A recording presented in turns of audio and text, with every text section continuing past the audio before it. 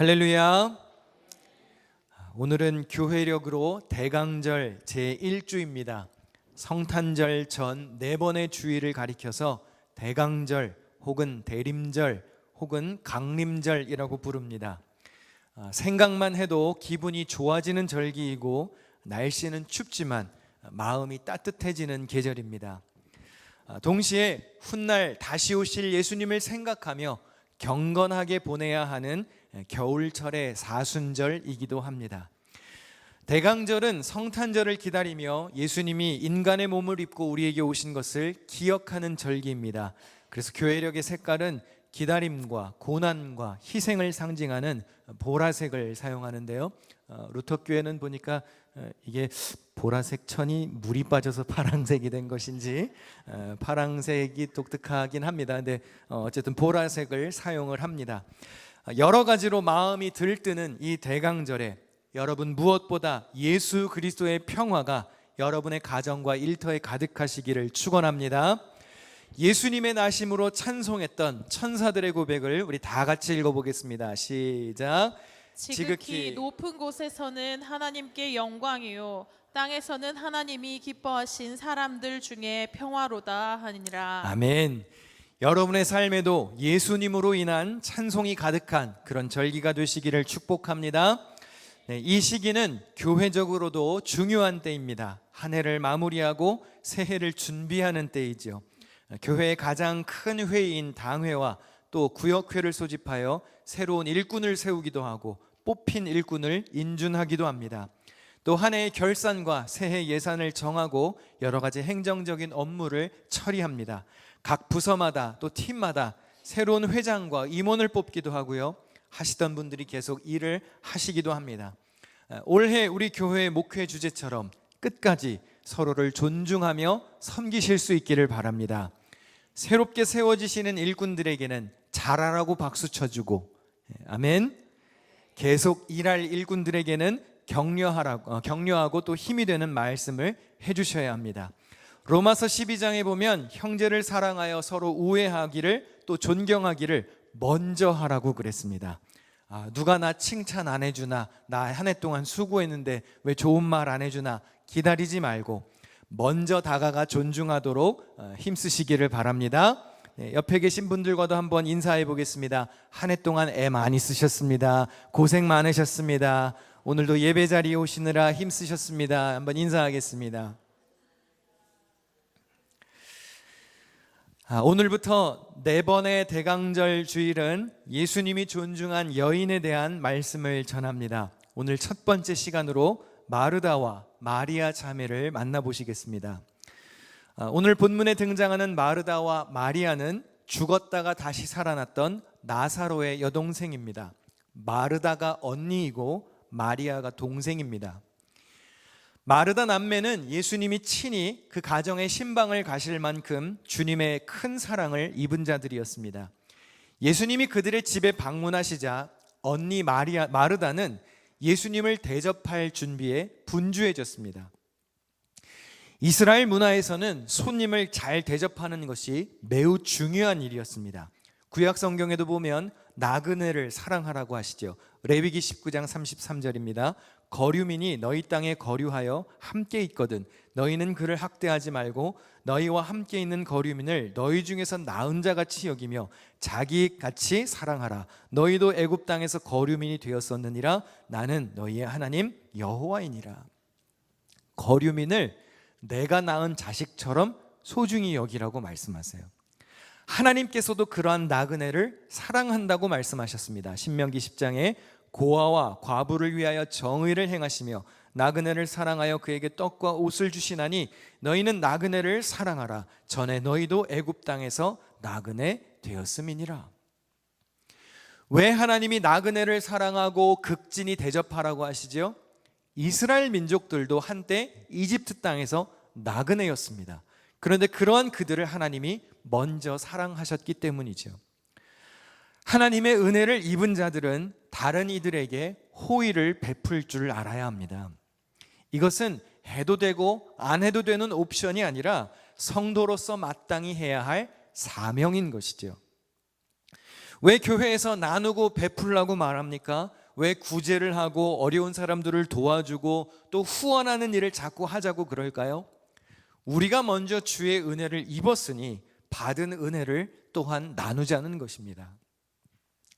가깝게는 같은 교회 성도들을 잘 대접해야 합니다. 속회나 각 부서나 팀에서 봉사하시는 분들이 자신들의 가정에 초대를 하여 음식을 대접하고 또 친교하는 모임을 갖는 경우가 종종 있습니다. 여러분, 이거 쉬운 일 아닙니다.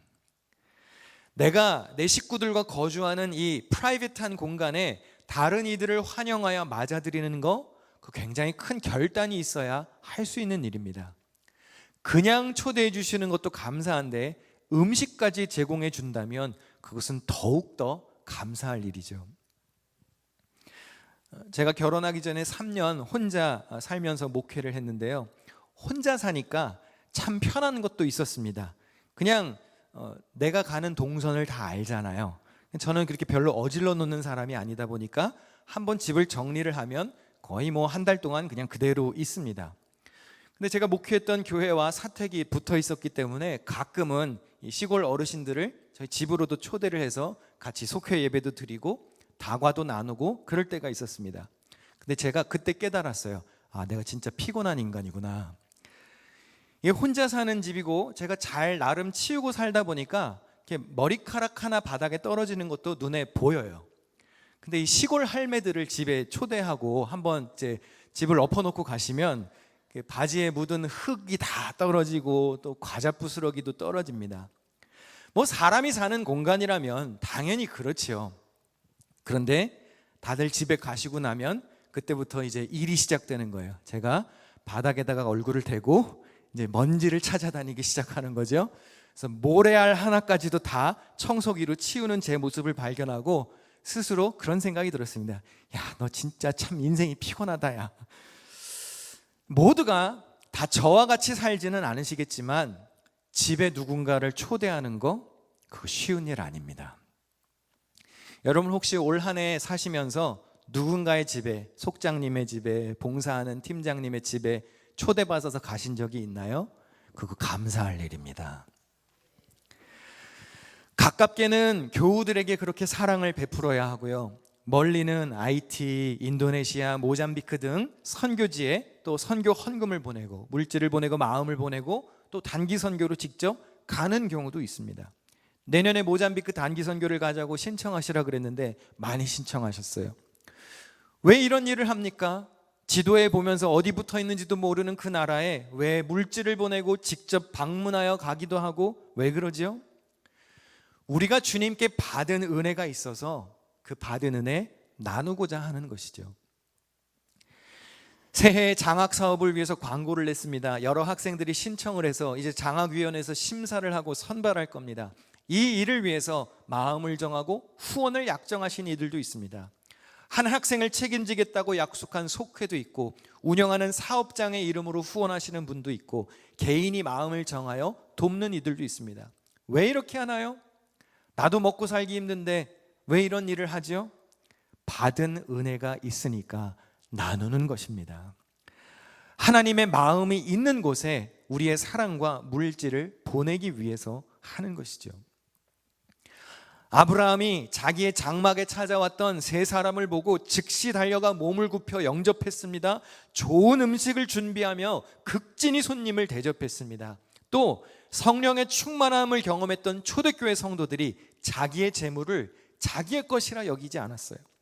사도들의 발 앞에 가져왔고 어려운 이웃들을 위해 기꺼이 나누며 필요에 따라 나누어 썼습니다. 왜 그렇게 했습니까? 받은 사랑이 있기 때문에 그렇게 하는 거예요. 로마서 12장 13절입니다. 성도들의 쓸 것을 공급하며 손 대접하기를 힘쓰라 했습니다. 교회는 성도들의 필요를 공급하고자 하는 긍휼과 사랑의 마음이 있어야 합니다.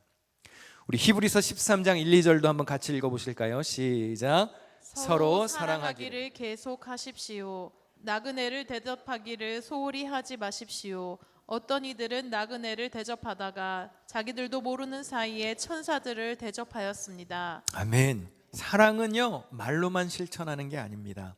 실질적인 헌신과 나눔이 뒤따라야 합니다.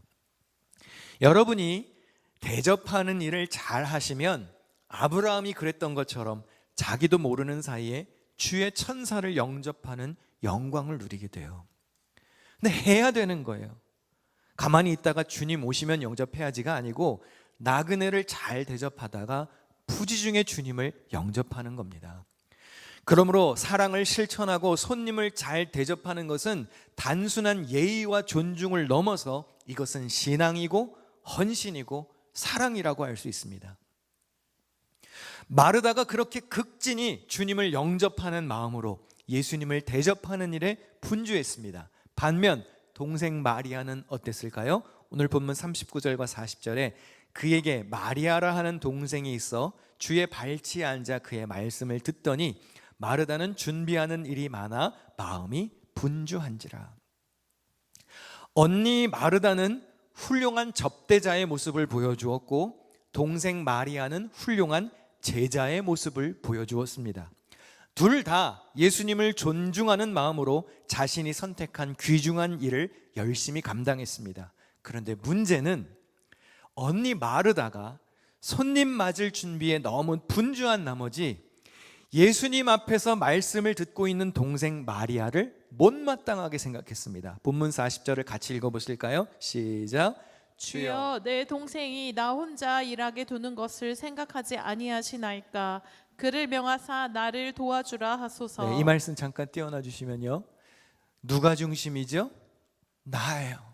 왜 나 혼자 하는 거야? 주님, 쟤 좀 봐요. 나를 도와줘야죠. 나에게 포커스가 되어 있으면 하는 일이 고생스러운 겁니다. 왜 나만 혼자 이렇게 해야 해? 왜 나만 이렇게 힘들어야 해? 왜 아무도 나를 안 안아줘? 왜 안 도와줘?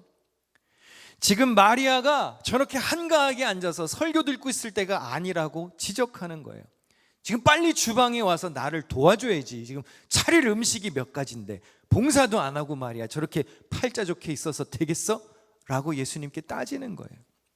그런데 여러분, 많은 경우 교회에서 불평과 원망이 생기는 이유는 저 사람이 나처럼 섬기지 않기 때문이죠. 다른 사람들이 나와 똑같은 마음으로, 나와 똑같은 양으로, 나와 똑같은 일을 해야 한다고 생각합니다. 그러니까 마르다가 그러잖아요. 나 혼자 지금 이러고 있잖아요, 주님. 왜 쟤는 저러고 있어요? 나를 도와주라고 하세요. 회의감이 들기 시작하는 거예요. 여기서 우리는 설교의 제목을 한번 묵상해 볼 수 있습니다. 복음이 우선일까요? 아니면 헌신이 우선일까요? 사실 예수님을 집으로 초대한 것은 언니 마르다였습니다. 본문 38절에 마르다라 이름하는 한 여자가 자기 집으로 영접했습니다. 마르다라는 이름에는요, 숙녀, 여주인이라는 뜻이 있습니다.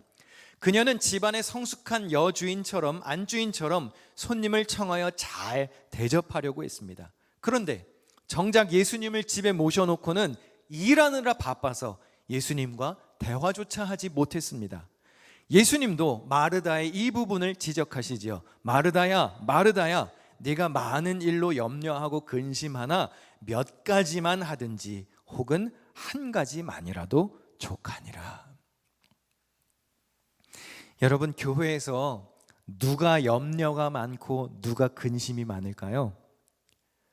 봉사 많이 하는 사람입니다. 예배 시간에 이렇게 앉아서 예배 잘 드리고요, 말씀 잘 듣고 기분 좋게 귀가하시는 분들은 걱정이 없어요. 그렇죠? 얼마나 좋아요. 은혜가 충만하죠. 그런데 봉사를 많이 하는 사람은요, 근심이 많아요. 왜 나만 혼자 이래야 돼? 왜 쟤는 이거 안 해? 막 나는 지금도 머릿속이 복잡한 것이죠. 그런데 주님이 말씀하시기를 몇 가지만 하든지 한 가지만이라도 족하다 하십니다. 그러면서 예수님은 말씀을 듣고 있는 마리아가 이런 선택을 했다고 추켜 세우십니다. 본문 42절에 마리아는 이 좋은 편을 택하였으니 빼앗기지 아니하리라. 말씀을 귀 기울여서 듣는 마리아, 좋은 선택을 했다고 칭찬하십니다. 그리고 좋은 선택을 한 사람은 그것을 빼앗기지 않는 법이죠.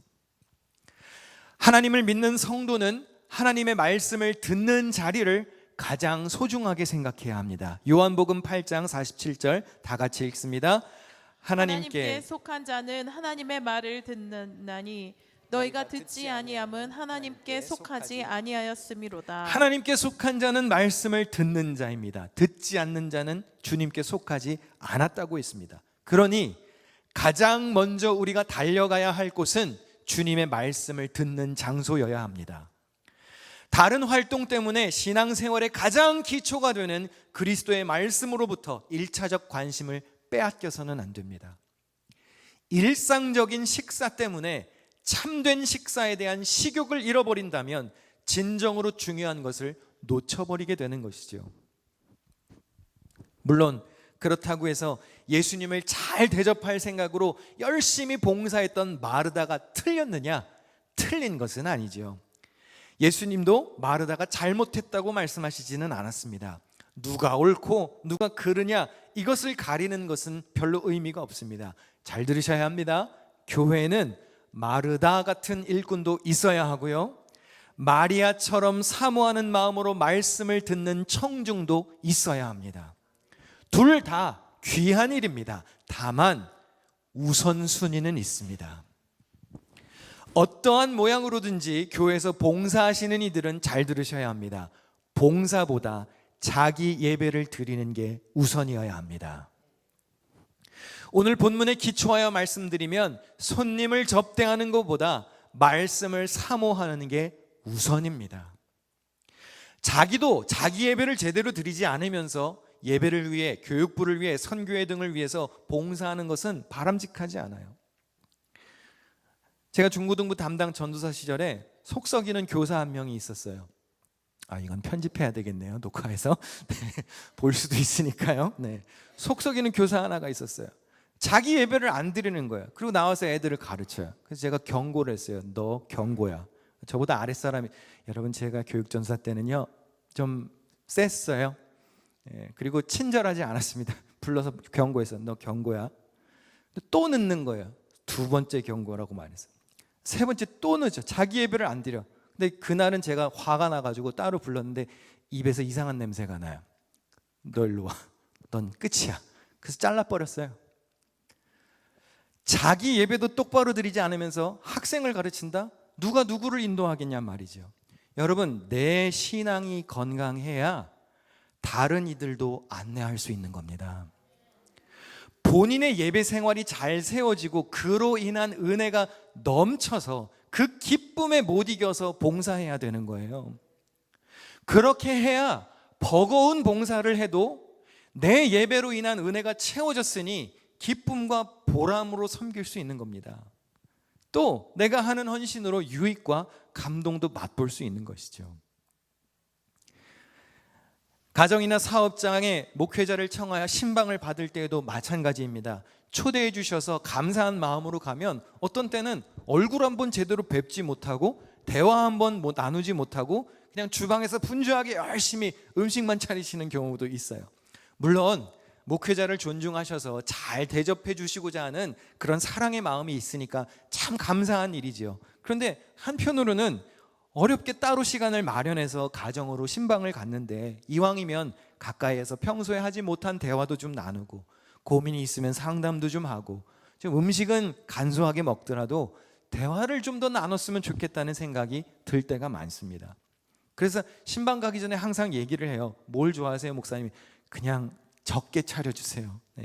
많이 먹지도 않고 많이 차려주셔도 다 먹지도 못하고 그러니까 조금만 차려주시고 한 가지만이라도 족하니라.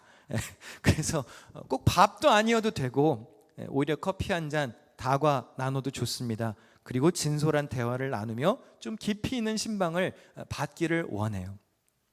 많은 일로 염려하고 근심하지 말고 몇 가지만 하든지 한 가지만으로도 족하다는 예수님의 말씀을 여러분 기억하실 수 있기를 바랍니다. 봉사도요 너무 많이 하면 힘들어요. 몇 가지만 하든지 다만 한 가지라도 족하다는 것을 기억해야 합니다. 또 그렇다 그래서 지금 봉사하는 거 다 쉬어도 된다는 건 아니에요. 또 이상하게 말씀을 받아들이지 마시고 마리아처럼 하나님의 말씀으로 충만히 채워진 이들은 마음을 열고 봉사하는 게 좋습니다. 은혜로 채워진 이 마음을 어떻게 감사로 가장 잘 표현할 수가 있을까요? 주를 위해 봉사하는 것이죠. 예배를 위해, 교육부서를 위해, 선교회와 교회의 관리 등을 위해서 여러 가지 모습으로 돕고 섬길 수 있습니다. 그렇게 돕는 것은 은혜이고 축복입니다. 단 기쁨에 못 이겨서 하도록 나의 예배를 먼저 바로 잘 세우셔야 합니다. 복음이냐 헌신이냐 둘 다 중요합니다. 그러나 복음을 듣는 것이 우선이라는 것을 꼭 기억하시기 바랍니다. 예수님께서 육신을 입고 오신 말씀이라는 걸 염두에 둔다면 그분의 발치에 앉아서 말씀을 존중하여 들었던 마리아가 얼마나 귀한 것인지를 깨달을 수 있습니다. 우리 요한복음 1장 1절과 14절을 한번 다 같이 읽겠습니다. 시작. 태초에 말씀이 계시니라. 이 말씀이 하나님과 함께 계셨으니 이 말씀은 곧 하나님이시니라. 말씀이 육신이 되어 우리 가운데 거하심에 우리가 그의 영광을 보니 아버지의 독생자의 영광이요 은혜와 진리가 충만하더라. 아멘. 태초에 말씀이 계셨습니다. 그 말씀은 곧 하나님이셨습니다. 그 말씀이신 하나님이 육신을 입고 우리 가운데 오셨습니다. 그분이 곧 독생자 예수 그리스도입니다. 그렇다면 예수님이 살아계신 말씀이고 은혜와 진리의 본체이시니 여러분 예수 그리스도를 취하셔야 합니다. 우리 요한복음 6장 51절 읽는 동안 찬양 준비해 주시면 좋겠는데요. 우리 한 번 더 다 같이 읽어보시겠습니다. 시작. 나는 하늘에서 내려온 살아있는 떡이니 사람이 이 떡을 먹으면 영생하리라. 내가 줄 떡은 곧 세상의 생명을 위한 내 살이니라 하시니라. 아멘. 아멘. 말씀이신 예수, 생명의 양식이신 예수를 받아들여야 영원한 생명을 얻을 수 있다고 말합니다. 여러분 오늘 본문에서 마리아가 바로 그런 예수님을 취하는 모습을 보시고 말씀을 사모하는 모습을 보시고 그것을 귀히 여길 수 있어야 합니다. 이 마리아의 모습은요 전형적으로 랍비로부터 교육을 받는 제자의 모습입니다. 한 가지 예외적인 것이 있으면 그가 본문에서는 그게 남자가 아니라 여자라는 점이죠. 여러분 당시 문화에서는요 일반적으로 여자들이 배움의 기회가 없었습니다. 그래서 여인은 랍비가 될 수 없었습니다. 그런데 오늘 본문에서 예수님은 랍비들이 여인들에게 허락하지 않은 것을 허락하십니다.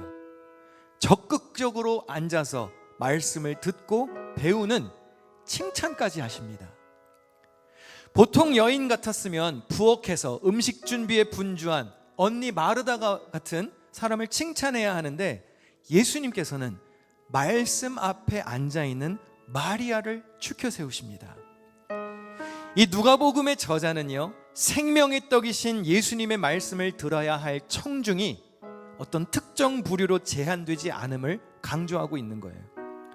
말씀을 듣는 것이 그렇게 중요한 일이라면 남성들 뿐만 아니라 이것이 여자들에게도 허락되어야 함을 증거하고 있는 것이죠. 그리고 이 말씀은 오늘날 우리에게도 동일하게 적용됩니다. 여러분 어느 누구 하나 예외 없이 여러분들이 말씀 앞에 앉아있는 마리아와 같은 사모하는 마음이 있어야 합니다. 사랑하는 성도 여러분, 성탄절은 말씀이 육신이 되어 이 땅에 오신 예수님을 기억하는 절기입니다. 세상은 여러 가지 상업적인 일로 요란하고 들떠 있죠. 그러나 우리는 말씀으로 들떠야 합니다. 그게 강림절 대강절입니다. 마리아처럼 주님의 발치에 앉아서 말씀을 사모해야 우리의 영혼이 안전할 수 있습니다.